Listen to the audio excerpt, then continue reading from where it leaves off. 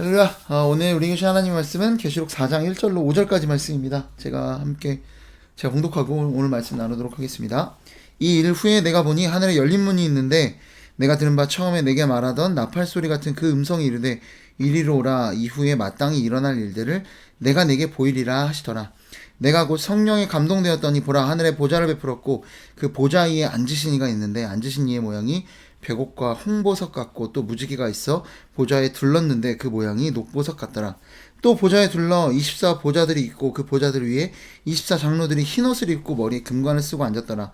보좌로부터 번개와 음성과 우레소리가 나고 보좌 앞에 켠 등불 7이 있으니 이는 하나님의 7 영이니라. 아멘. 오늘 우리가 함께 살펴볼 이 4장의 내용은 천상의 환상이죠. 천상의 예배라고도 우리가 이야기하고 천상에서 벌어지는 주님을 향한 이 예배가 오늘 말씀에 등장을 합니다. 그런데 이게 중요한 점이요. 이 환상이 갑자기 뚝 시작한 것이 아니라 보시면 1절의 시작이 어떻게 되나요? 이 일 후에로 시작이 되더라는 거예요. 그러니까 이 일 후에라는 건 뭐예요? 앞에 뭔가 있었던 거죠. 그러니까 앞에 이야기와 무관하지 않는 정말 새로운 생뚱맞은 이야기가 시작되는 게 아니라 그 맥락 가운데 있다는 것을 우리가 기억할 필요가 있습니다. 그런데 우리가 이 계시록을 볼 때 오해하지 말아야 되는 점이 하나 있다면 이게 뭔가 계속 시간 순서대로, 우리 보통 책이나 소설들을 보면 시간 순서대로 이게 흘러가는 글들에 익숙하니까. 여러분, 근데 유대 문학 같은 경우는요, 무조건 시간 순서로 흘러가지 않습니다.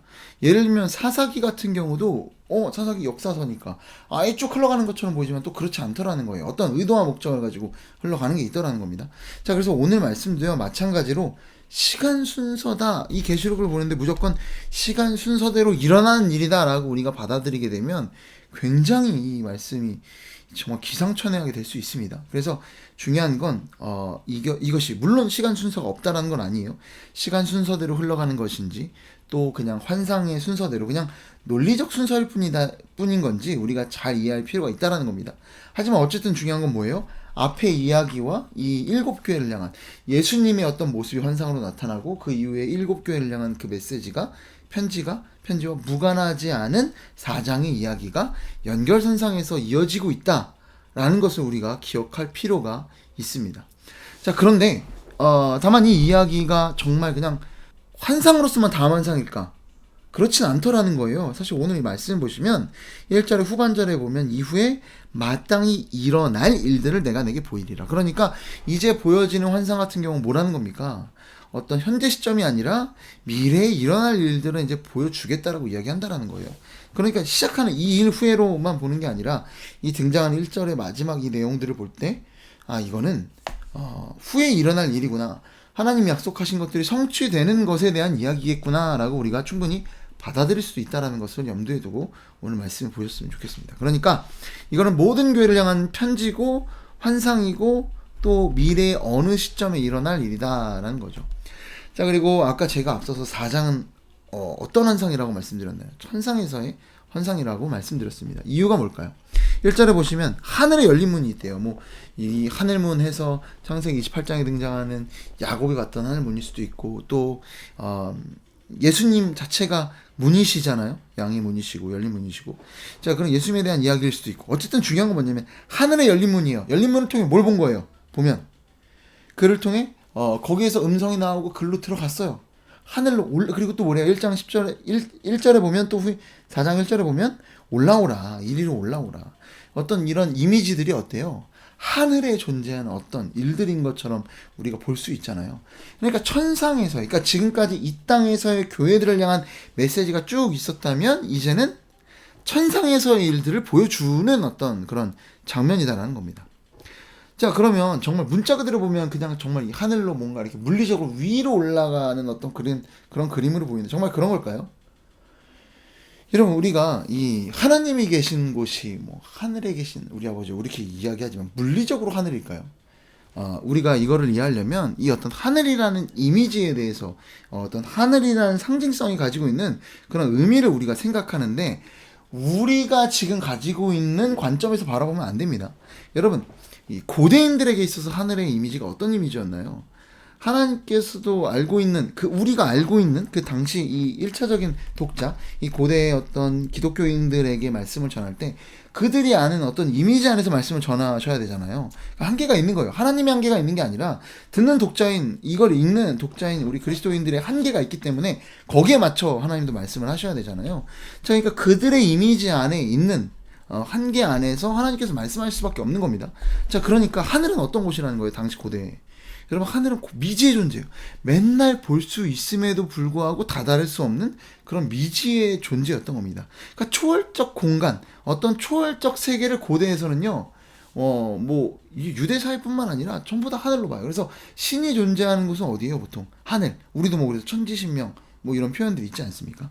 그러니까 하늘에 있다라는 어떤 그런 표현은 뭐냐면 어떤 우리가 생각하는 물리적 어떤 세계를 넘어선 초월적 세상, 그러니까 영적 세계를 지금 그리고 있다라고, 우리가 주님이 계신 곳, 하나님이 계신 곳, 어떤, 그리고 뿐만 아니라 더 나아가 영적 세계, 초월적 세계를 그리고 있다라고 우리가 그렇게 이해하면 될 것 같습니다. 그러니까 지금까지의 환상이 이 땅의 교회들을 향한 어떤 시선이었다면, 이제는 그 너머의 어떤 초월적, 영적 어떤 그런 세상을 향한 그런 모습을 보여주시는 거다라고 우리가 이해하면 좋을 것 같습니다. 자, 그러면 우리는 이런 생각 해볼 수 있어요. 아니, 이 땅의 일도 지금 버거운데 천상적 그런 어떤 세계, 어떤 초월적 세계가 뭐가 그렇게 중요하겠는가, 이런 생각 우리는 할 수 있습니다. 여러분, 이 영적 세계, 초월적 세계는요, 여러분, 실존하는 세계고, 우리가 잊지 말아야 될 게, 이 현실보다도 어떻게 보면 더 지극히 현실적인 곳이 영적 세계, 천상의 세계인 줄로 믿으시기 바랍니다. 그러니까 영적인 어떤 그런 일들이 벌어지는, 우리 보이지 않는, 우리의 가시세계 넘어서의 어떤 그런 일들이요, 얼마나 우리한테 중요한지 이 계시록은 우리에게 이야기하고 있습니다. 이게 어떻게 보면 우리의 당장의 이 땅의 현실보다도 더 중요하다라는 거예요. 그 너머에 우리 모든 것들을 다스리고 있는 게 영적인 거다라는 것을 계시록은 이야기하고 있습니다. 그러니까 우리는 지금 이 땅에 살아가고 있지만, 과연 이 영적 세계에 벌어지고 있는 일들을 통해서, 또 벌어질 일들을 통해서 우리는 어떤 희망과 소망을 가져야 되는지를 이 말씀을 통해 우리가 봤으면 좋겠습니다. 여러분, 결국 이 메시지는 어디에 보내는 거다? 교회를 향한 메시지다라고 말씀드렸어요. 1차적으로는 누구에게? 당시 이 로마 세계에서 고통받고 있었던, 1세기에 고통받고 있던 교회를 향한 그런 메시지였죠. 우상숭배의 타협과, 그리고 정말 그 박해를 견뎌내고 있었던 그런 고통받고 있는 교회를 향한 메시지다라는 거예요. 그 안에서 이 본문들을 우리가 생각하고 찾아볼 필요가 있습니다. 자, 이 환상을 한번 볼 텐데, 먼저 등장하는 환상의 모습을 보면 어떤가요? 2절 말씀에 보면 성령에 감동되니까, 정말 이게 정말 하나님께서 주시는 그런 환상이었다는 거 분명하게 말하고 있는데, 가서 보니까 뭐예요? 하늘에 뭐가 있다? 하늘에 보좌를 베풀었다. 하늘에 보좌가 있는 거예요. 보좌. 자, 보좌 하면 당시에 있는 사람들은 뭘 떠올렸을까요? 제가 얼마 전에 또 이게 로마 관련된 그런 영화를 보기도 했는데, 보면 뭐가 나와요? 로마 황제에 관한 이야기. 로마 황제 보좌 등장합니다. 그들은 당연히 보좌하면 황제의 보좌, 권자를 생각했을 겁니다. 권세와 힘을 상징하는, 통치와 심판을 상징하는 그 로마의 황제의 어떤 보좌를 생각할 수밖에 없어요. 자, 그럼 이 보좌를 통해 뭘 이해하는 거예요? 진정한 왕권, 주재권, 어떤 심판, 어떤 통치, 이런 것들에 대해서 얼른 알 수 있다라는 거예요. 자, 그런데 그 보좌 위에 앉으신 이가 있는데, 그 앉으신 이의 모양은 어떻다? 3절에 보시면 벽옥과 홍보석 같고 무지개가 있어 보좌에 있는데 그 모양이 녹보석 같더라. 여기 등장하는 이 보석들의 이미지는 나중에 보시면 예루살렘 성전에 들어가는 그 보석과 일치합니다. 여러 가지 막 이거에 대한 해석들이 되게 많은데, 이것들 가지고 벽옥은 어떤 의미가 있고, 이거는 너무나 사실은 너무나 방대해요. 그것들을 다 이해할 필요는 없고, 어쨌든 중요한 게 뭐냐면 그 보좌의 권세가 얼마나 대단한, 이 땅에서는 감히 생각지도 못할 엄청난 힘과 권세를 가지고 있는 보좌라는 것을 우리에게 설명해 주고 있는 겁니다. 자, 그런데 이 보좌에 앉으시니 결국 누구를 이야기하는 거겠어요? 하나님 아버지겠죠. 예수 그리스도를 이야기하는 겁니다. 자, 하나님 아버지에 대해서 그분의 어떤 권세와 주권과 심판과 통치와 이런 것들을 보여주는 이유가 뭘까요? 왜 이것을 보여주겠습니까? 이게 중요한 거라는 거예요. 자, 그런데 이것뿐만이 아닙니다. 보좌가 하나가 아니에요. 보면 누가 등장합니까? 또 보좌에 둘러 24보좌들이 있고, 여러분 24보좌가 있고 24장로들이 거기에 앉아 있는 거예요. 24라는 숫자가 너무 우리한테 있어서는 생뚱맞아. 24시간은 알겠는데 24라는 숫자가 24 장로가 우리가 아는 건 장로하면 12장로죠. 야, 이게 뭘까? 뭘까? 사실 많은 학자들이 예상하는 바는 뭐냐면은요. 물론 역대의 열왕기였나요? 역대기에 이제 24장로가 등장하는 장면이 있긴 한데 본문의 맥락과 거의 뭐 의미가 별로 없습니다. 하지만 제일 근거 있는 해석이라고 볼 수 있는 건 뭐냐면 12지파와 12사도로 대표하는, 그러니까 그야말로 신구약을 대표하는 모든 성도들을 대표하는 자. 그러니까 온 교회라고 우리가 볼 수 있다라는 거예요. 신구약의 모든 성도들이라고 볼 수 있는 겁니다. 그들의 대표성을 띠는 그 24장로니까. 그러니까 12지파 그리고 12사도. 이렇게 볼 수 있다라는 거예요. 자, 그래서 우리가 이걸 더 받아들일 수 있는 이유가 뭐냐면 그 이후에 등장하는 사람들이 뭐예요? 이 사람들이 어쨌든 보좌 위에 있고 그리고 금관을 쓰고 있다라고 합니다. 여러분, 이들을 성도들로 볼 수 있는 이유가 교회로 볼 수 있는 이유가 뭐냐면 바로 앞이에요. 3장 21절 말씀에 보면 이기는 그에게 뭘 주겠다고 해요? 내가 내 보좌와 함께 앉게 하여 주기를, 내가 이기고 아버지 보좌에 함께 앉은 것과 같이 하리라. 아버지와 그 보좌에 함께 앉겠다. 여러분, 교회에게 하신 약속들이에요. 이긴 자에게.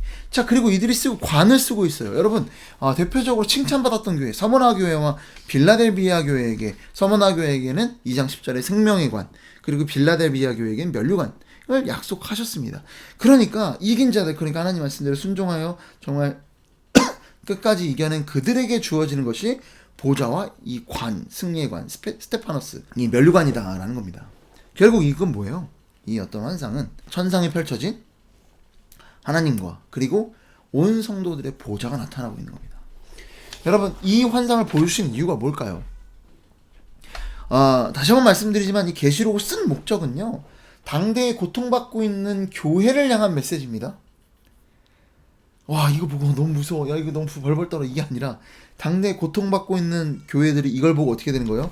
위로를 얻고 소망을 얻고 앞으로 나아갈 힘을 얻는 겁니다. 네. 지금 이 땅을 다스리는 권세가 누구처럼 여기고 있어요? 로마같이 여기고 거기에 힘들어 아무것도 못하고 있는 그 무력감을 느끼고 있는 이 교회에게 어떻게 보면 뭐라는 겁니까? 실제로는 누가 이 땅을 다스리고 있다라는 거예요.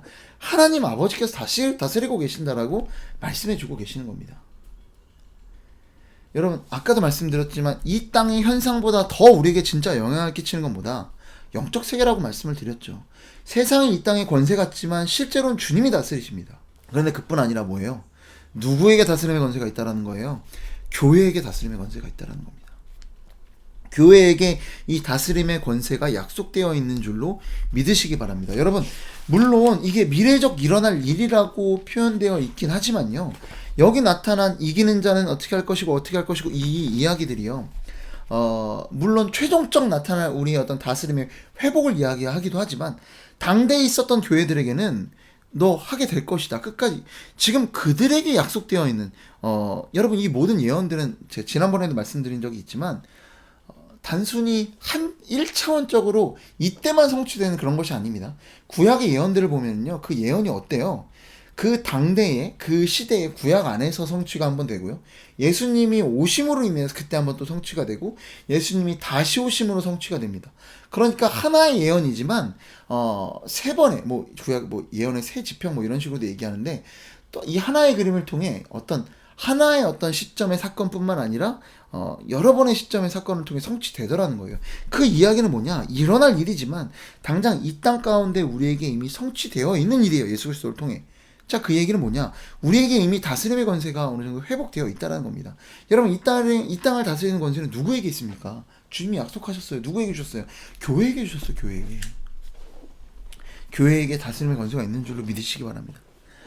사실은 이 말씀을 보면서 그런 생각을 하게 됐던 것 같아요. 지금 이 대한민국 사회를 뒤흔들고 있는 사건이 뭡니까?